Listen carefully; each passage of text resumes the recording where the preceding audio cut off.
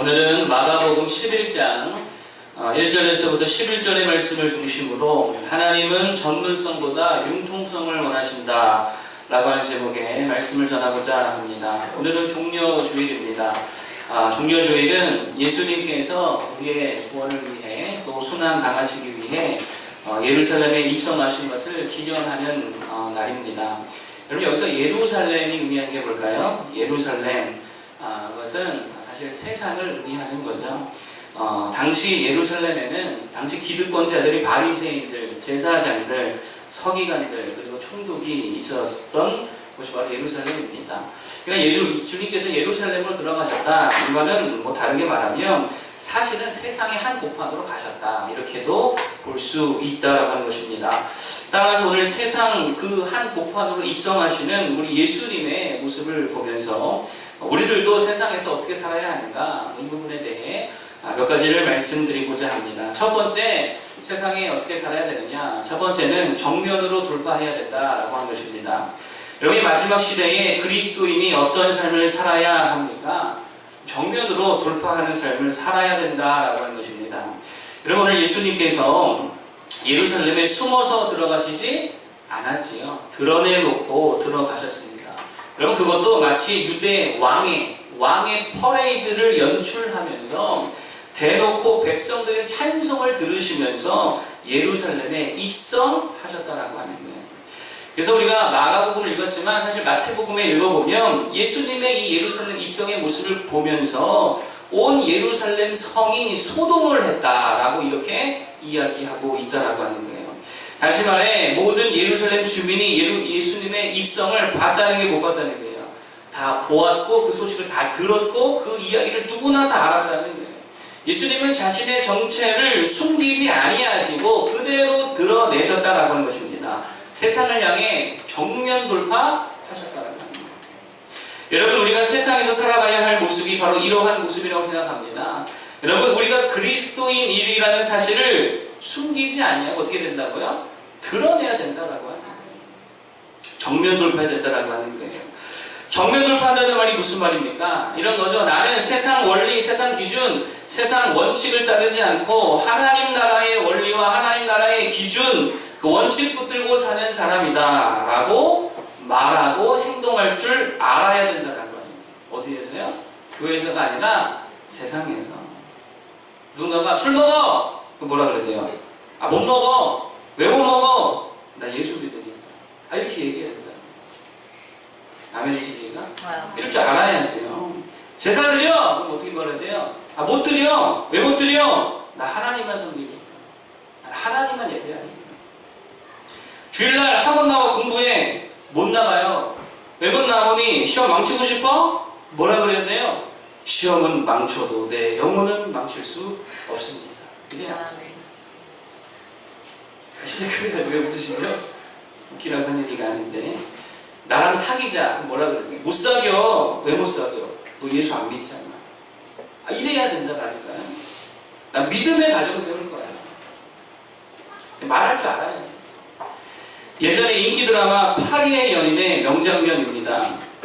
잠깐 볼까요? 그래서 한번 좀 틀어주세요. 재생을 돌려드릴까?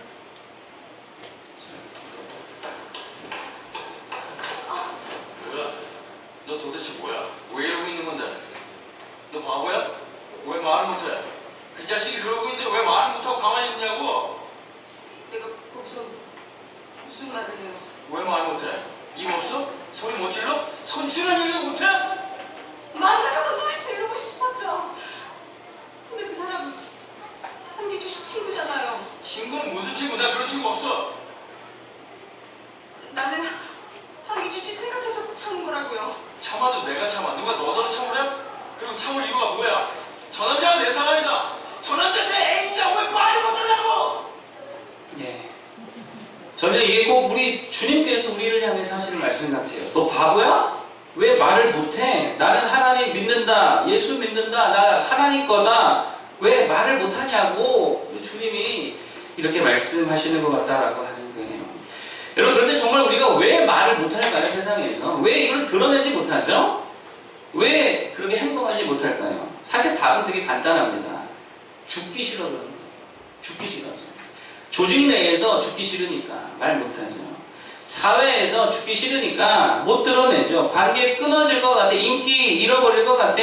직장 잃을까봐, 돈 잃을까봐. 이게 뭐예요? 죽기 싫은 거예요. 죽어도 뭐 하기는 싫은 거예요? 죽어도 죽기는 싫은 거예요. 그래서 말을 못합니다. 드러내지를 못합니다. 정면 돌파를 못합니다. 왜요? 말하면 죽어야 되니까, 포기해야 되니까, 희생해야 되니까 못한다는 거예요. 그러면 우리 주님께서는 왜 오늘 자신을 드러내놓고 예루살렘에 입성하셨느냐는 거예요. 왜 굳이 제자들에게 건너편 마을에까지 보내셔서 굳이 나귀를 가져오라고 빌려오라고 말씀하시고 굳이 왕의 퍼레이드를 연출하시고 굳이 찬양을 받으시면서 왜 그렇게 소란을 피우며 법석을 떨며 예루살렘에 입성했냐라고 하는 것입니다. 왜 그렇게 드러내셨죠? 왜 그랬을까요? 죽으려고 그랬다. 여러분, 이게 예수님 사명이었다는 거예요. 숨어 다니면 죽어요, 안 죽어요? 안 죽잖아요. 피해 다니면 죽어요, 안 죽어요? 안 죽는다고요. 주님이 안 죽으면 세상에 복음이 전해지지 않잖아요. 세상을 구원할 수가 없잖아요. 그래서 주님은 죽으려고 그 이오란 법석을 떨면서 세상의 한복판에 자신을 드러내놓고 들어가셨다는 거예요. 여러분, 우리들도 똑같습니다. 세상에서 왜 정면 돌파해야 됩니까? 왜 굳이 안 해도 될 일을 하면서 살아야 되죠? 왜 굳이 안 해도 될 말을 하면서 살아야 됩니까? 다른 이유 아닙니다. 미움받으려고, 죽으려고 그래야 된다는 거예요. 내가 미랄이 되어 죽어야 열매 맺어야 안 맺어요? 내가 죽어야 열매 맺는다고요.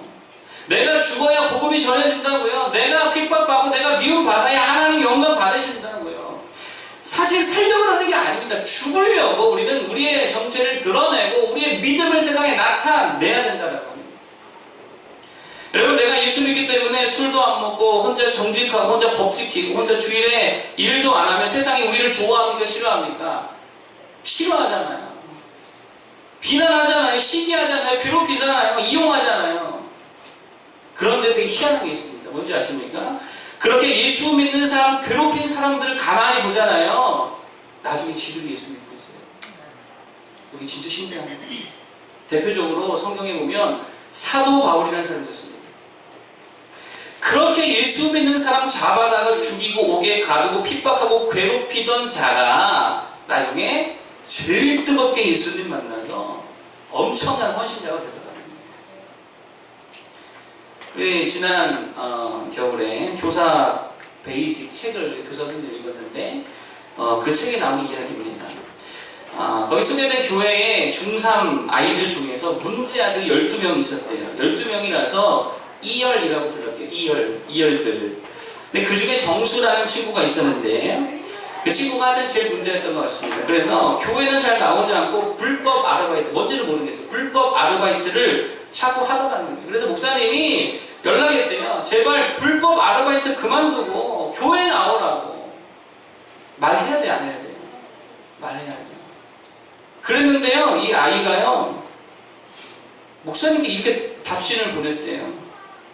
있는 그대로 말할게요. 18, 내 세상에서 꺼지고 신고하지 마. 이 18놈아. 연락앵간 건드려야지. 처음에 상종을 안 해야 돼. 그러니까 사람 사이가 중요한 거야. 신고하면 뒤진다. 어린 놈한테 욕먹고 댕기니까 좋지. 음도에 경찰 뜨면 네 대가리 후리러 간다. 이 목사님에게 중3짜리 애가 보낸 메시지예요. 이거를 이 목사님이 설교하기 5분 전에 받았대요. 설교를 제대로 했을까요? 못했겠죠.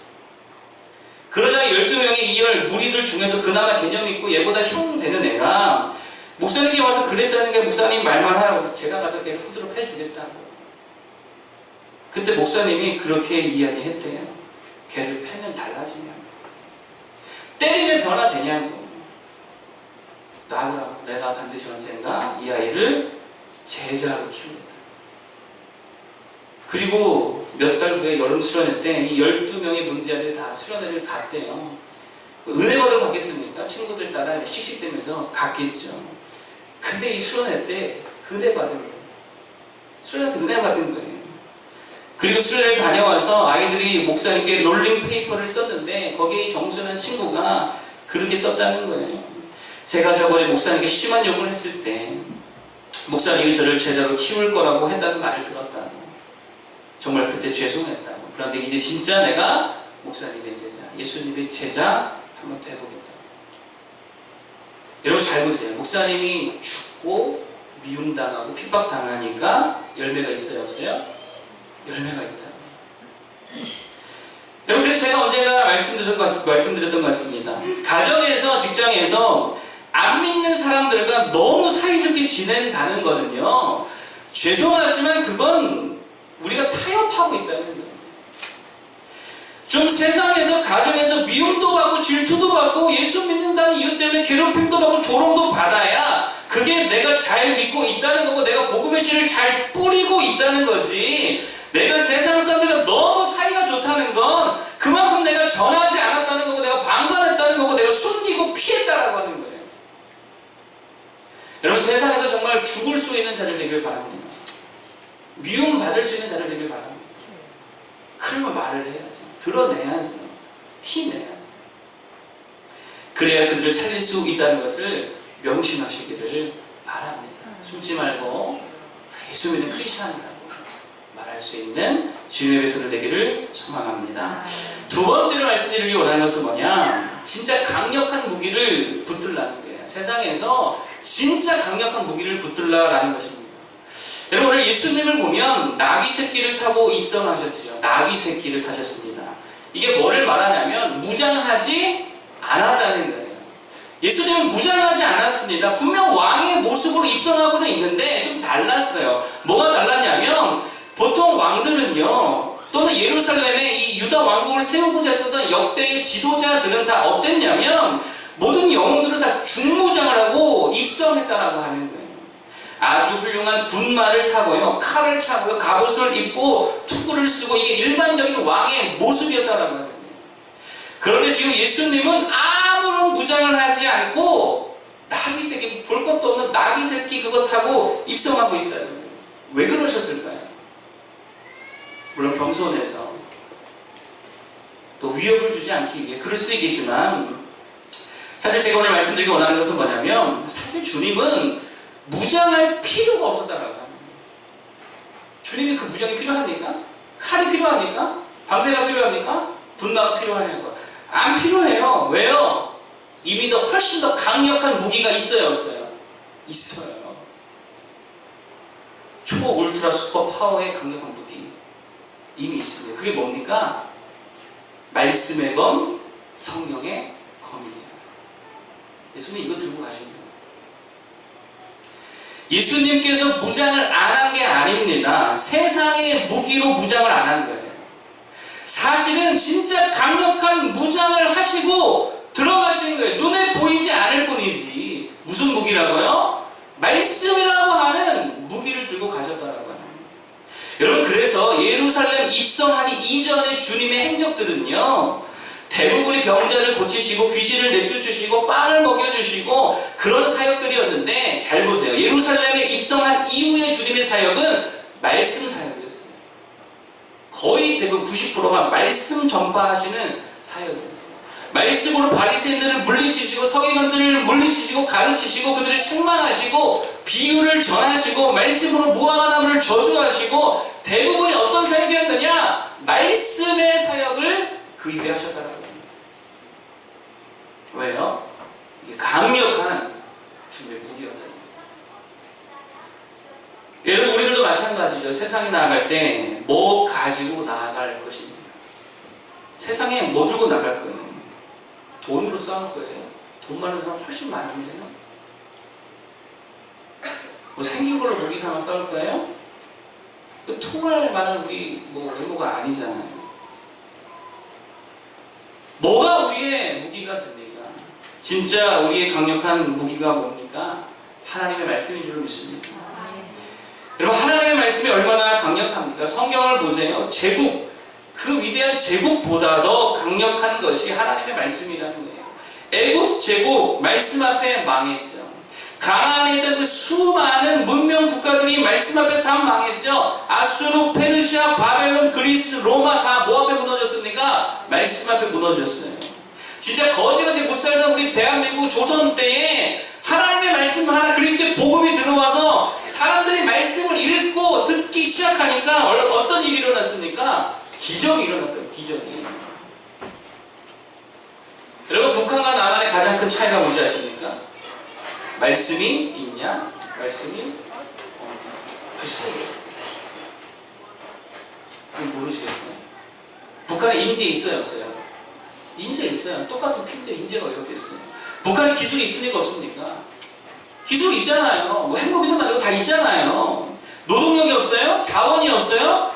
따지고 보면 다 있습니다. 그런데 거긴 뭐가 없습니까? 말씀은 없습니다. 말씀을 가르치지 않아요. 말씀을 못 읽게 해요. 말씀을 못 듣게 해요. 그러니 잘 보세요. 능력이 없습니다. 여러분, 우리나라도 마찬가지입니다. 말씀 없는 곳을 보세요. 낙태하지 않으려면. 말씀이 없으니까 술에 중독되잖아요. 마약에 중독되잖아요. 성에 중독되잖아요. 말씀이 없으니까 우울하고 소망이 없잖아요. 삶의 목적이 없잖아요. 방황하잖아요. 기쁨이 없고 자유가 없잖아요. 어떤 기적도 나타나지 않잖아요. 맨날 우리가 상식만 붙들고 경험만 붙드니까 여러분, 우리의 삶이 요만한 나만의 세계에서 갇혀가지고 한 걸음도 뻗어나가지 못하고 있다는 것입니다. 왜요? 뭐가 없으니까? 말씀이 없으니까. 단 한 번도 말씀을 진짜 살아계신 하나님의 말씀으로 믿어본 적이 없으니까. 그렇다는 겁니다. 여러분, 뭐가 우리의 진짜 강력한 무기고 힘입니까? 하나님의 말씀인 줄로 믿으시기 바랍니다. 따라서 말씀 붙드는 삶이 되어야 진짜 강력해지고 진짜 승리할 수 있다는 거예요. 요즘 제가 소위 꽂힌 말씀이 있습니다. 말씀이 너무 좋아서 정말 하나님 말씀대로 허락하여 주옵소서. 시편 65편 9절인데 새벽 설교를 하다가 말씀이 너무 좋아서 막 흥분이 됐어요. 이게 주님을 가까이 하는 자, 말씀 붙드는 자들에게 주시는 축복인데 이런 말씀입니다. 시편 65편 9절에 보니까 이래요.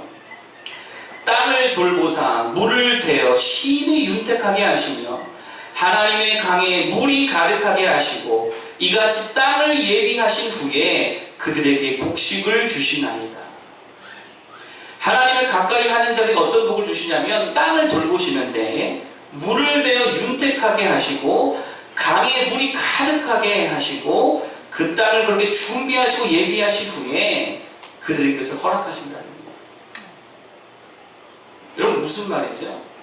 제가 지금 묵상하면서 이런 생각이 드는 거예요. 야, 하나님께서 말씀 붙들고 하나님 가까이 하는 자들에게 우리의 삶의 토대를, 삶의 기반을, 터를 든든하게 세우시는 거예요. 기반의 축복을 주시는 거예요. 제가 이렇게 묵상을 했습니다. 그래 놓고 제가 가만히 생각해 보니까 진짜 하나님을 가까이 하는 자들이 이 기반의 축복을 받는 거 아니에요. 대표적인 예가 미국이죠. 여러분, 미국이 지금 초초 강대국이잖아요. 그렇게 될 수 있는 이유가 뭐라고 생각하십니까? 기반이 너무 좋아요. 아무리 생각해도 기반이 너무, 땅이 너무 좋아요, 그 땅이.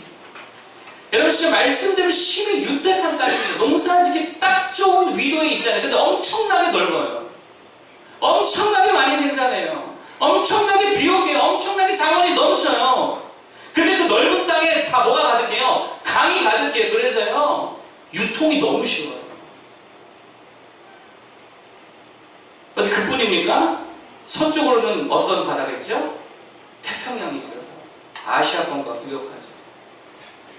동쪽으로는 대서양이 있죠. 어디와 무역해요? 유럽과 무역하죠. 북쪽으로는 캐나다와 숲과 산맥으로 단절되어서 쉽게 못 들어와요. 남쪽으로는 멕시코가 그래도 캐년 이런 고지대가 막고 있어서 남쪽에서 쉽게 못 올라가요. 이게 엄청난 땅이라니까요. 미국이라는 땅덩어리가. 기반 자체가 엄청나게 훌륭하다는 거예요. 그런데 여러분, 미국이라는 나라가 무엇으로 세워진 나라입니까? 말씀 붙들고 세워진 나라라는 거예요. 이 우연이라고 생각하세요? 아니라 하나님 말씀의 축복이라는 거예요. 현재 독일 총리가 있죠. 누구죠? 앙겔라 메르켈 총리. 근데 이분이 되게 독실한 그리스도인입니다. 그녀가 어린 시절 이 동독, 서독과 동독 나눠졌던 시절에 동독에서 학교를 다녔다 그래요. 그래서 당시 동독에는 완전히 무신론이 판치던 시대였다 그래요. 무신론. 근데 이 메르켈은 아버지가 목사님이어서 그 학교에서 유일한 그리스도인이었대요. 유일한 그리스도인. 그래 학교 생활 얼마나 힘들었겠어요. 혼자 신앙을 지키려 하니까. 얼마나 많은 조롱과 놀림을 받았겠습니까? 그럴 때 메르켈은 말합니다. 내가 학교에서 버틸 수 있었던 힘은 아버지와 매일 했던 성경 공부였다. 힘이 뭐였다고요? 성경 보고 말씀 붙들었을 때에 그 세계에서 나는 이길 수 있었다며. 메르켈은 그 후 라이프치히 대학교에서 물리학 박사가 되고요.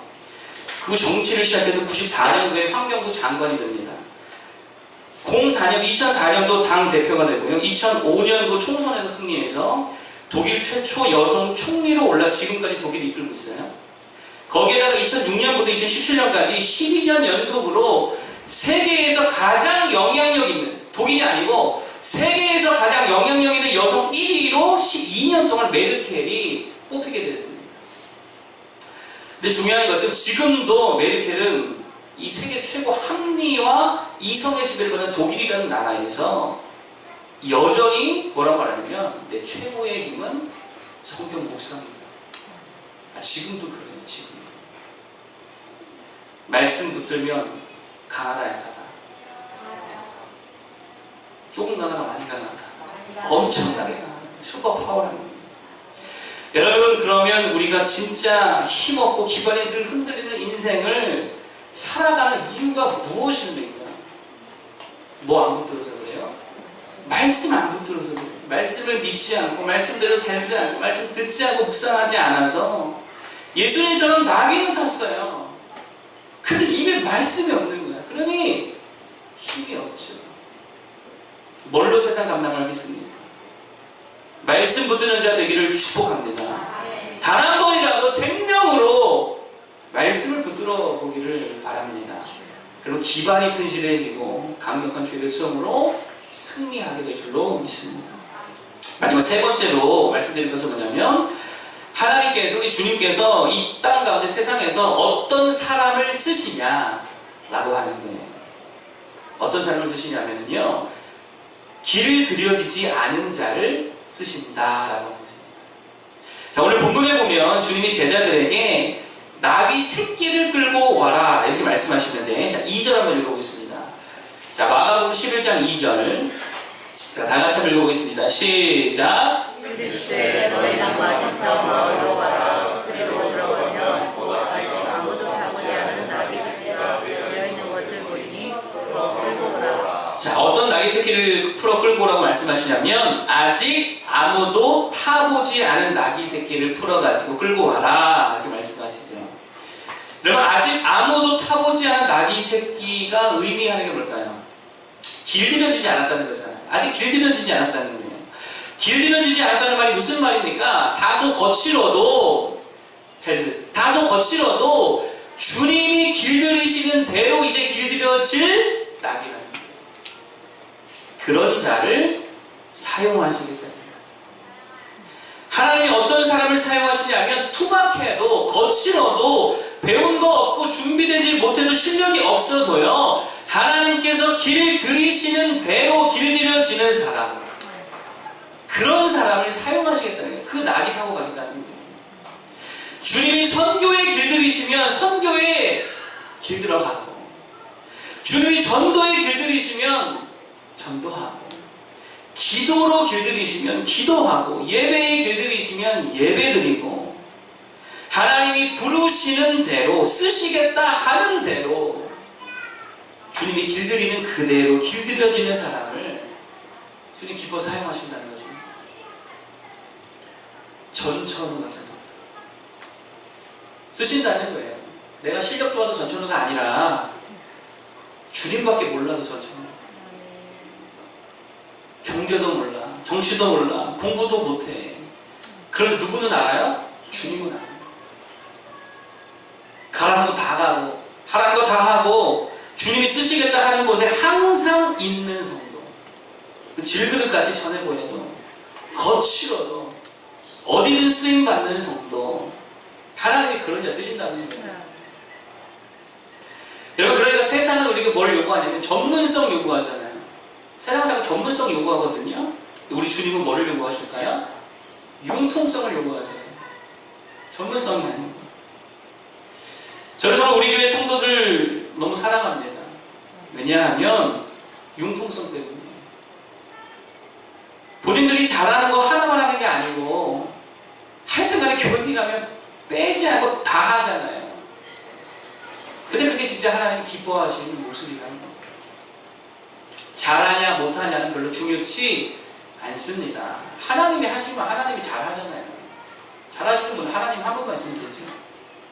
나귀 새끼가 잘해봐야 뭐 얼마나 잘하겠어요. 나귀 새끼인데 거칠다는 거예요. 서툴다는 거예요. 그런데 중요한 건 주님이 길들이시는 대로 길들여 간다는 거예요. 이게 중요한 것입니다. 우리 모두가 좀 그런 성도가 되기를 바랍니다. 성도들을 가리켜서 거듭났다 이렇게 말하잖아요. 거듭났다는 게 무슨 말이죠?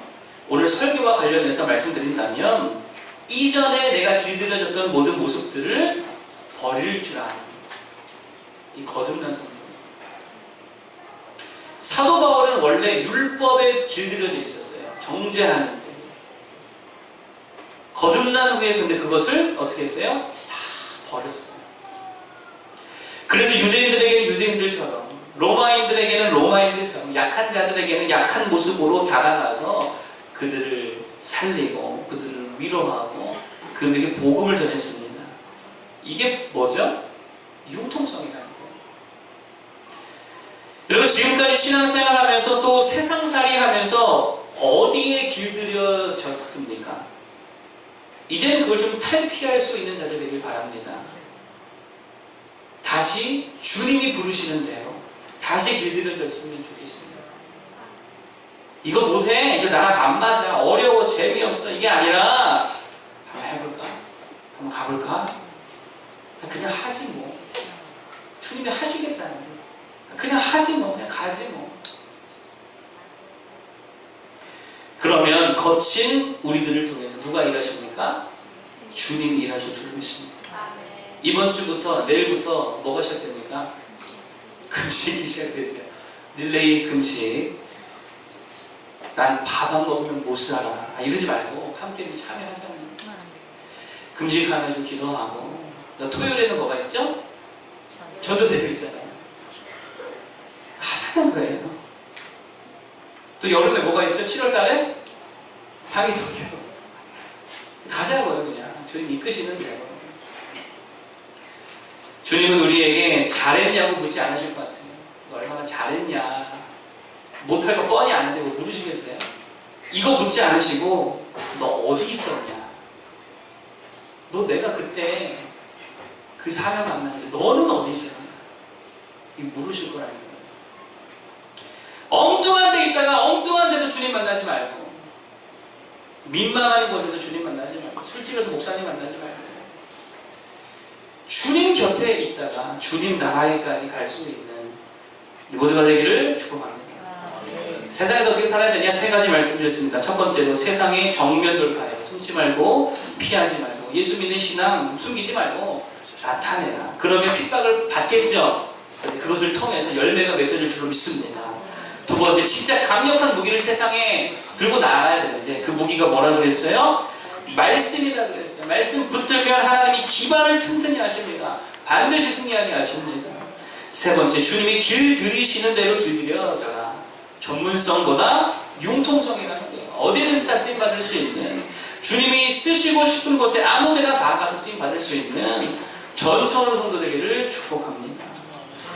성찬식을 거행하기를 원하는데요. 찬송가 우리 93장